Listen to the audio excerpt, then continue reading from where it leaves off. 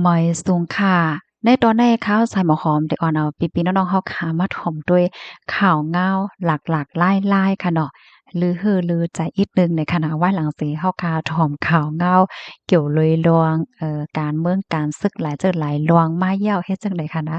ข่าวเงาตอนได้ก็โอ้โฮอำว่าได้เป็นโว้อำว่าได้เป็นม้าค่ะเข้ามาที่ในเฮือนเหี่ยวก็มาเกี่ยวมากินกันอยู่ที่ในหอในเฮือนเฮ็ดจังได๋เนี่ยพี่น้องเฮา ลองตั้งเปิงเป็นมันได้ก่อมื้อในก้วยค่ะนะวันที่11เดือนธันวาคมที่12ปี2025ข้าวยามกลางในเจ้าค่ะเนาะก็มีข่าวเงาออกมาว่ามีเจ้าเฮิรนก่อหนึ่งเนาะเขาเนี่ยก็กว่าตั้งนอเฮิรนให้เนี่ยนะกว่ากินข้าวจ้อมก็หักเนี่ยค่ะว่าเหี่ยวก็กะไลเนียดปอกมาค่ะเนาะเพราะว่ามาถึงที่เฮิรนเนี่ยก็พักดูในเปิดไว้อยู่ค่ะเสียวและตีในเฮิรนนั่นก็มีตั้งโวมีตั้งหมาค่ะเขามาเล่นกันอยู่ที่ในห้องนั่นค่ะนะเกี่ยวๆมนๆลงไว้อะค่ะนะน้องๆโตสัตว์เขาจังไหนได้ก่อนนะ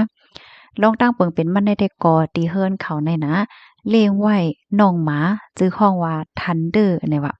น้องหมาเนี่ยก็เปิดพักดูเนาะเพราะว่าเปิดพักดูยาวเนี่ยก็มีโวเนาะโวเนี่ยเป็นโวตัวผู้เนี่ยค่ะเนาะชื่อห้องว่าสู้เนี่ยค่ะว่าก็เข้ามาตีในเฮิรนยางเมื่อติมันได้ก็ยางเข้ามากำลอยเฮ็ดจังเนี่ยกำในข้าวยามศึกมาแหนอันเป็นหมาเนี่ยก็เข้ามาแทงโตงกับเนี่ยหมาเนี่ยจื้อซ้ำฮ้องว่า Cricket เนี่ยว่าเนาะ อาเผื่อว่ามาเหย้านี่ก็มาเต๋าจอมในห้องในเฮิรนจั่งใดค่ะอ้อเปรียบส่ำว่าอันเป็นเจ้าเฮิรนได้เนาะกว่ากินข้าวจ้อมก็ฮักในว่าได้นะขิงข้าวยามเปิ้นกว่าเกี่ยวกว่าโคบทบก็ฮักเปิ้นเนาะกำในก็หันในโฟนค่ะก็เปิ้นว่าที่เฮิรนเขานั้นซ้ำในตั้งไว้มีไว้กองถ่าย CCTV อะ โอ้หลากหลายไว้ล่ะในหือหาล่ะในเฮียงโว้อะมาว่ะมามีไว้อยู่ที่ในห้องในเฮิรนเฮ็ดจั่งใดแล้วก็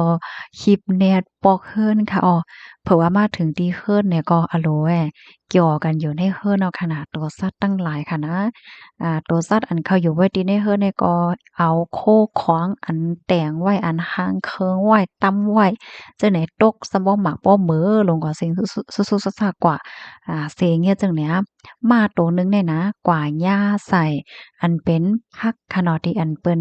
ใส่ไว้หางเฮียนไว้ทีเดียวไว้เลี้ยงไก่เฮ็ดจั่งเนี้ยอันนั้นก็เอาขี้เป็ดตกป้องหมักป้องมือกว่าเซ็งให้ได้นะมื้อหนังที่เฮิรนเขานั้นซ้ำเลี้ยงไว้ปลามันได้มีตูปามจ้ะก็กินน้ำในตูปลานั่นน่ะค่ะกามลีแลปลาอันมีไว้อยู่ที่ในตูนั่นก็ลอดอาสากเฮ็ดจั่งใดค่ะนะ เลื่อนสุดแหนตั้งเจ้าเฮิรนก็ว่าทางเสียวก็เปลี่ยนกว่าเฮ็ดจั่งไหนเขาก็ไถห้างให้เอาต่างเนื้อสื่อตรงก้นก็เป็นข่าวเงาหลากหลายแลเป็นข่าวเงาที่ลื่นหลังไว้อยู่พ้องย่ามมื้อเหลียวในเฮ็ดให้เขาข้อมูลตอนในค่ะเลยเปิดมาที่ห้องการข่าวสดออกไว้ค่ะนะพี่น้องค่ะด้วยค่ะเนาะอะโหลเกี่ยวกันเปียใจค่ะเนาะเข้ามาที่ในหอในเฮิรนเฮ็ดให้อะนะ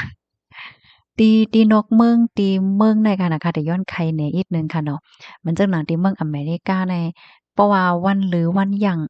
วันเสาร์วันอาทิตย์เฮ็ดจั่งใดนะอันเป็นเจ้าคนที่อันเลี้ยงหมาไว้ให้ไหนเปิ้นก็ได้เอาหมาเปิ้นให้ออกกว่าไปเนี่ยเนาะกว่าด้วยสภาวะทางหังนี้เหมือนจังว่ากว่าไปออกแอนออกแห้งกว่าสูดลมกัดลมเย็นให้ไหนๆยอก็ตื้อบันซอกตีนให้นะเขามีซอกตีนตื้อให้ไหนๆนะ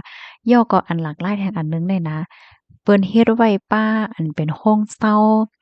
สัตว์ปลายเพศเฮ็ดให้ว่าพี่น้องค่ะเหมือนจังหนังแมวที่อันเจ้ามันเล่งอันนั้นก็เจ้ามันไข่เล่งยาวนั่นไหนเปิ้นก็เอากว่าปล่อยไว้ที่โรงเศร้าสัตว์ปลายเพศโรงเศร้าสัตว์มีเจ้ามีของเฮ็ดจั่งเนี้ยแล้วให้นั่นก็นกนกที่อยู่นกให้ไหนเขาเฮ็ดไว้ปานแลอันเขาเฮ็ดไว้ปานในอะโลแคมๆกำเหลียวกูก็ มันได้เป็นอืมตั้งกวางมันก็ได้กว้างอยู่นะเสียวก็เขาก็เฮ็ดเป็นก้องลงไว้เฮ็ดเป็นเฮิรนเป็นหลังไว้ปันให้ไหนๆเฮิรนเขานั่นก็แคบนะเหมือนจังหนังสังเหมือนเฮิรนโก้น่ะก้อยกันมันเป็นหลังเล็กๆๆๆแค่เนี้ยนะแมวที่อันนั้นมีเจ้าก็มาอยู่ที่ในตั้งกินตั้งยามเนี่ยเพิ่นก็เร่งหลีน่ะค่ะนะสัตว์ตั้งได้เนี่ยเปิ้นก็ล้มลา ด้วยถึงหลีหนาเฮ็ดจังเนี้ยเนาะ อันในค่ะก็วนว่าโตสัตว์ที่ในค่ะนะอันเปิ้นก็แลบเตเลี้ยงไว้คิมฮอมตีเฮิรนเฮ็ดจังนี้นั่นค่ะน่ะเนาะขอเพิ่นให้แหน่ลองได้เป็นเกาะที่เมืองออสเตรเลียค่ะนะกูก็ยินจมกูก็ได้รับถอมปันแห้งค่ะย้อนให้อยู่เลยกินหวานในรถเพ่กันค่ะเนาะพี่น้องค่ะวนด้วยค่ะเนาะสั่งเจอหนังว่าเป็นที่ปึ้นตีพี่น้องค่ะอยู่นั่นติเฮ็ดหือในค่ะเนาะบางทีก็ติตกใจเหย้าในค่ะนะบางทีก็จ่องแต่ญาติตามหาจ่องกึ่งหรือญาติตามหาโว้อะมาว่าจังไหนๆ รวมเข้าเฮิรนในเนาะจังหือก็ปันตาหันถึงมาเลยค่ะหมายทรงค่ะ